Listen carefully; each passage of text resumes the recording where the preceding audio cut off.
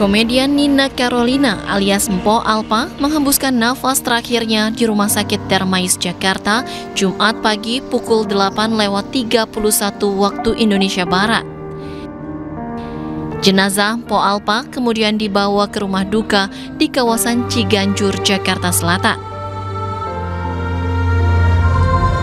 Tiba di rumah duka, jenazah Mpo Alpa disambut isak tangis keluarga serta kerabat.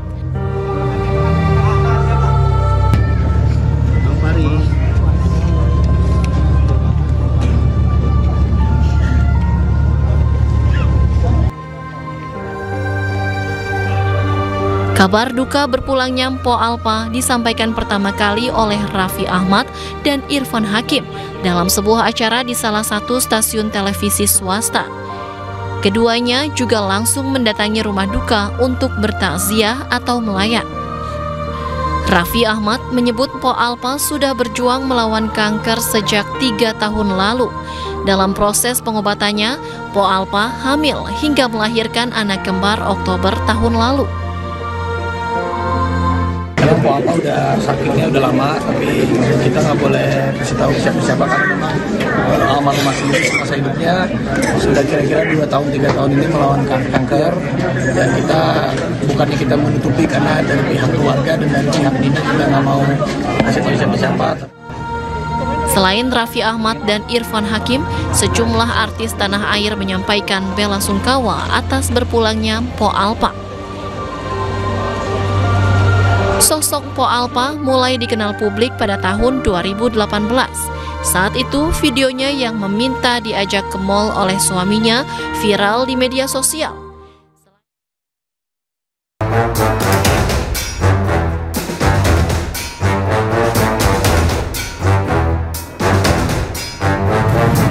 Kobaran api membumbung tinggi dan meluluh lantakkan isi gudang mebel di Jalan Mawar, Kecamatan Balung, Jember, Jawa Timur. Api dengan cepat membakar isi gudang hingga membuat warga berhamburan dan berupaya padamkan api dengan alat seadanya.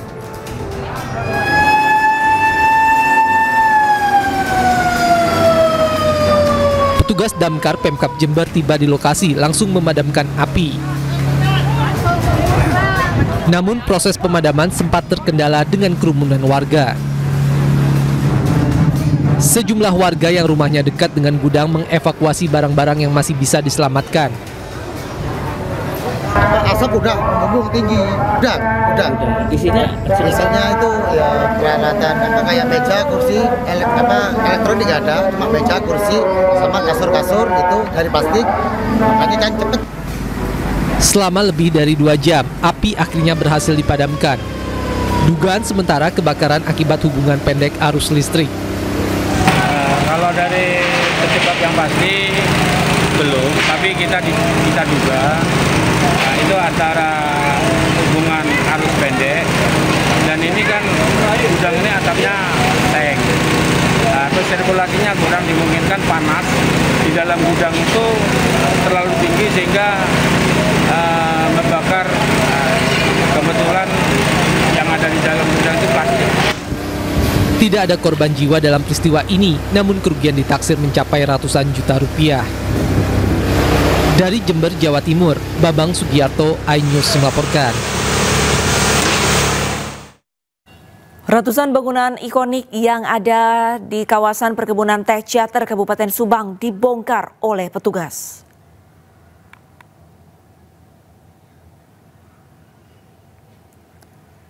Pembongkaran bangunan yang sudah puluhan tahun berada di kawasan ini untuk menertibkan bangunan yang berdiri di kawasan perkebunan teh dihancurkan. Menanggapi hal ini, Gubernur Jawa Barat Deddy Mulyadi menyebut bahwa pedagang sudah mendapatkan kompensasi selama belum mendapatkan kegiatan baru. Selain itu, pemerintah Provinsi Jawa Barat juga nantinya akan merelokasi ribuan pedagang ke tempat baru.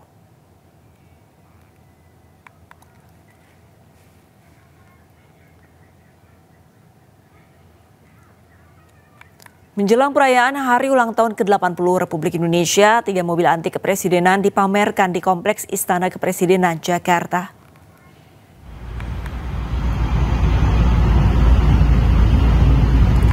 Kompleks Istana Kepresidenan Jakarta menjadi saksi kemegahan sejarah otomotif negeri ini.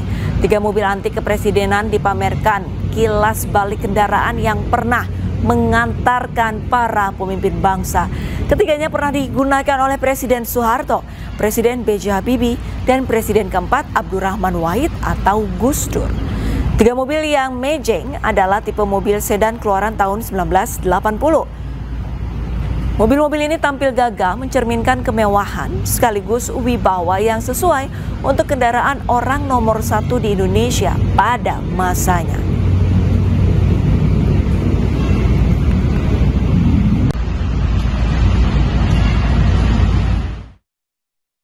Jelang upacara puncak peringatan HUT ke-80 kemerdekaan Republik Indonesia, Istana menggelar gladi bersih.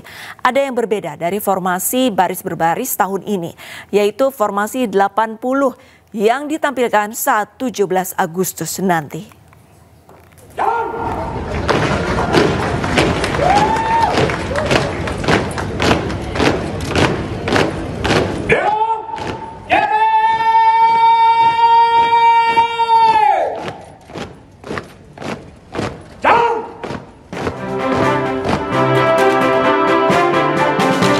Gladi bersih dimulai sekitar pukul 8 pagi di halaman Istana Merdeka Jakarta, diikuti pasukan gabungan TNI Polri serta calon paskibraka dengan seragam lengkap.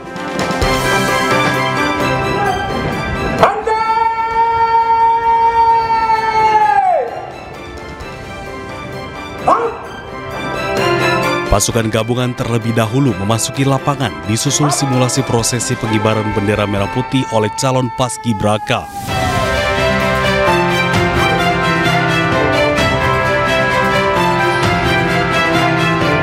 Ada yang berbeda dalam gladi bersih tahun ini, yakni formasi baris berbaris calon paskibraka yang membentuk angka 80 melambangkan usia kemerdekaan Indonesia. Kegiatan gladi bersih ini diawasi langsung oleh Menteri Sekretaris Negara Prasetyo Hadi serta Sekretaris Kabinet Teddy Indrawijaya. Secara umum hampir semuanya sudah. Kalaupun ada evaluasi ya penyempurnaan saja.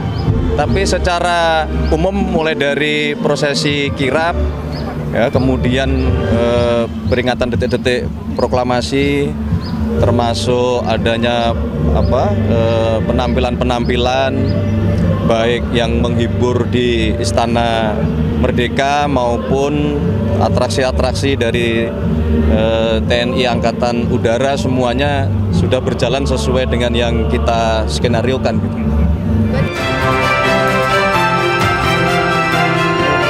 Rangkaian simulasi ini dilakukan untuk memastikan seluruh tahapan acara pada upacara puncak 17 Agustus nanti berjalan dengan lancar. Dari Jakarta, Yasmin Atania, Novan Dwi Kusuma, iNews melaporkan.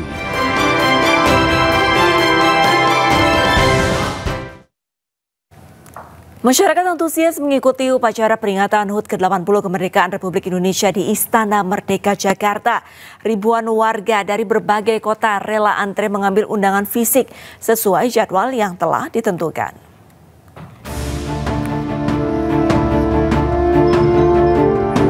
Pihak Istana memberikan tenggang waktu 4 hari mulai tanggal 13 hingga 16 Agustus 2025 untuk proses pengambilan undangan fisik bagi para peserta upacara HUT ke-80 kemerdekaan Republik Indonesia di Istana Merdeka Jakarta. Ribuan warga dari berbagai kota di Indonesia sabar mengantri di Gedung Krida Bakti, Kompleks Istana untuk menukar tiket. Mereka sangat antusias turut berpartisipasi dalam peringatan HUT RI ke-80 di Istana Merdeka pada 17 Agustus mendatang. Sekitar 1 jam. 1 jam? Iya, perasaannya senang banget pastinya karena warnya susah banget. Dari hari pertama itu saya baru dapat hari terakhir dan itu sampai war ke 3 HP, laptop, nah itu baru dapat cuma 1. Antri di sini hampir 1 jam sih karena antriannya udah mencapai 1.800 lebih tadi. Proses mendapatnya sangat sulit ya. Saya sendiri aja ngewar sampai 5 HP 2 laptop yang tembus cuma 1. Di tahun ini, peserta upacara HUT ke-80 kemerdekaan Republik Indonesia di Istana Merdeka mencapai 16.000 orang. Jumlah tersebut terbagi dalam 2 sesi, sebanyak 8.000 orang menghadiri upacara peringatan detik-detik proklamasi kemerdekaan RI pada pagi hari. Dan 8.000 orang lainnya mengikuti upacara penurunan bendera merah putih pada sore hari. Dari Jakarta, Yasmin Atania, Novan Dwi Kusuma, iNews melaporkan.